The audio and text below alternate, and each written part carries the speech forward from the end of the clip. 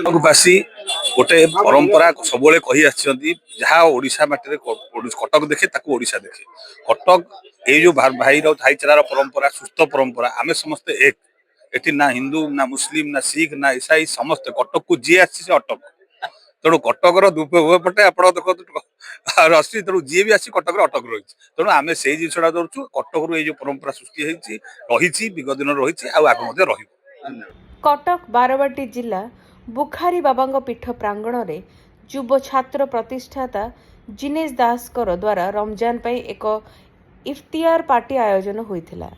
ଏହି ଦାୱତେ ଇଫ୍ତାର ପାର୍ଟିରେ କଟକ ସହରର ସବୁ ଧର୍ମର ଲୋକମାନେ ଯୋଗ ଦେଇଥିଲେ।